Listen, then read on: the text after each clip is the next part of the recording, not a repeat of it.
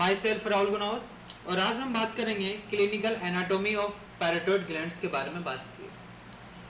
तो पैराटॉइड ग्लैंड्स के मैंने इससे पहले भी काफ़ी वीडियो बना चुका हूँ मैं।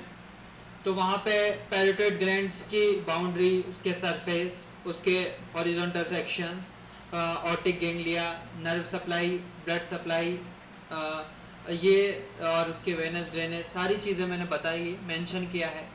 वीडियो के डिस्क्रिप्शन में मैं उसी का भी लिंक दे दूंगा, पैराटॉइड ग्लैंड्स के सारे वीडियो का, और आप प्लेलिस्ट चेक करोगे तो एक सेपरेट प्लेलिस्ट भी बना रखी है मैंने पैराटॉइड ग्लैंड की, तो वहाँ पे भी आपको पैराटॉइड ग्लैंड के वीडियो मिल जाएंगे। जनरली अगर बात की जाए तो पैराटॉइड ग्लैंड्स का लॉन्ग क्वेश्चन पूछा जाता है, तो पैराटॉइड ग्लैंड्स का लॉन्ग क्वेश्चन के अंदर उसकी सारी चीज़ें लिखनी पड़ती है, साथ में क्लिनिकल भी मेंशन करना पड़ता है।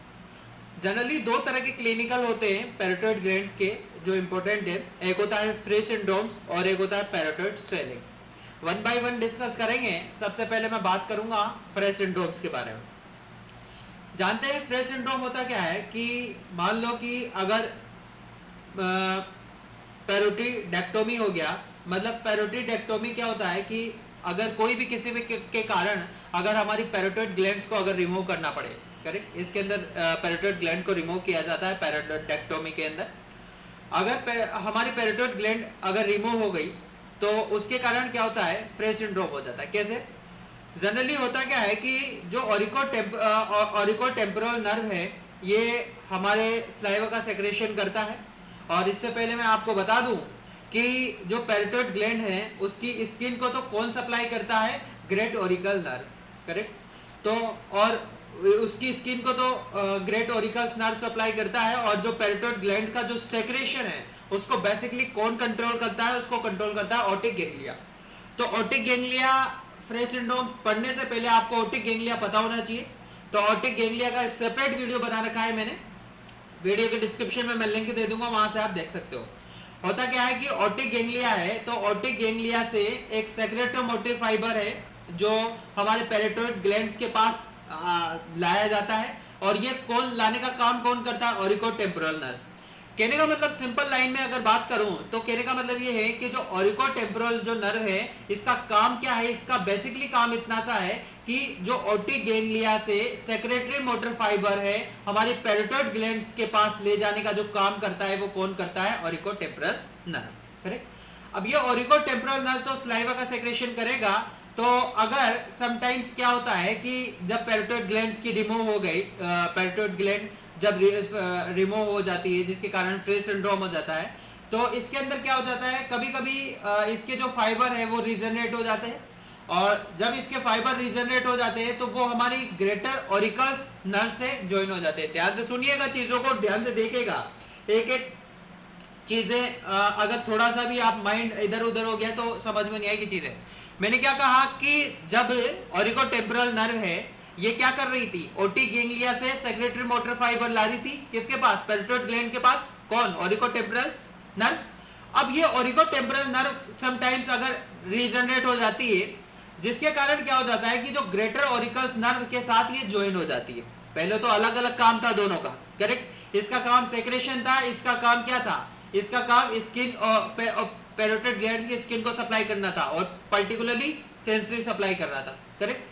अब ये दोनों आपस में ज्वाइन हो गई क्योंकि फाइबर रीजनरेट हो गए, जिसके कारण क्या हो जाता है कि जो स्वेट ग्लैंड्स हैं वो हमारे जो स्वेट ग्लैंड है वो स्वेट ग्लैंड की ज्यादा सेक्रेशन होगा, स्वेट का ज्यादा सेक्रेशन होगा। और अब होता क्या है, जिसके कारण क्या होता है कि कभी कभी जब हम समटाइम्स कभी कभी हम च्यू करते हैं, कोई खाना खाते हैं, उस समय क्या होता है कि जो ऑरिकोटेम्पोरल नर्व है, ये जो ऑरिकोटेम्पोरल नर्व सप्लाई कर रही थी, ये हब की बार ये इससे ज्वाइन हो जाती है, क्योंकि ये ऑरिकल नर्व से ज्वाइन हो गई ना, तो ऑरिकल नर्व से ज्वाइन होगी जिसके कारण स्वेटिंग अब की बार बढ़ जाएगी, करेक्ट। अब स्वेटिंग बढ़ जाएगी जिसके कारण उसको बोला जाता है ऑरिकोटेम्पोरल सिंड्रोम।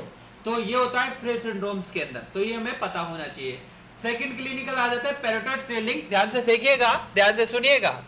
सेकंड हम बात कर रहे हैं पैराटॉइड स्वेलिंग। पैराटॉइड स्वेलिंग के अंदर क्या होता है कि समटाइम अगर मान लो हमारे पैराटॉइड ग्लैंड्स के अंदर स्वेलिंग हो जाती है, तो कहने का मतलब ये है कि जैसे मान लो मम्स जो डिजीज है, है कि नहीं। इसके अंदर स्लाइवरी ग्लैंड की स्वेलिंग हो जाती है, मतलब स्लाइवरी ग्लैंड मतलब कहने का मतलब ये है कि जो मम्स जो डिजीज है इसके अंदर जो पैरोटिड ग्लैंड है उसकी स्वेलिंग हो जाती है।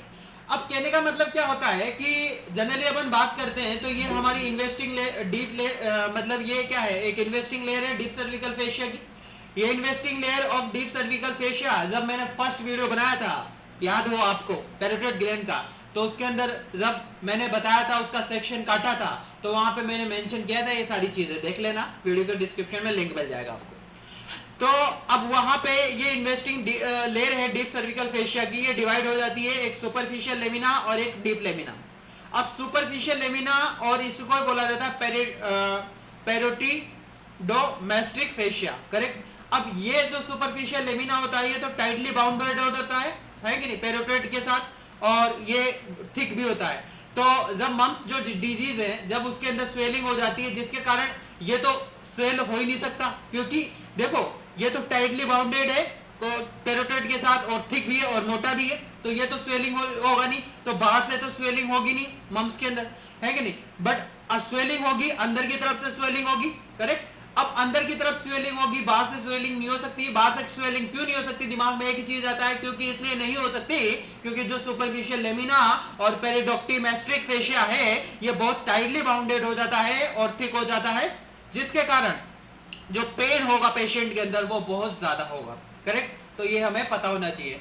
तो ये एग्जाम में पूछ लिया जाता है कि जो पैरोटिड स्वेलिंग होती है जब उसके अंदर पेन होता है, बहुत ज्यादा पेन होता है, जैसे मम्स डिजीज मान ले, तो उसके अंदर पेन क्यों होता है, तो अपन को पता होना चाहिए उसका रीजन, क्योंकि पेन इसलिए होता है क्योंकि जो सुपरफिशियल लेमिना है वो बहुत ज्यादा टाइटली बाउंडेड हो जाता है पेरोटिड के साथ और वो ठीक होता है, करेक्ट।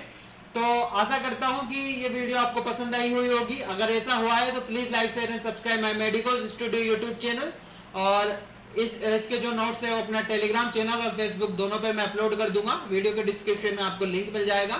और जो भी मेरे चैनल पे नए हैं जिन्होंने चैनल सब्सक्राइब नहीं किया है तो वो चैनल्स को सब्सक्राइब करें और ज़्यादा से ज़्यादा अपने बैचमेट्स और फ्रेंड्स को शेयर करें।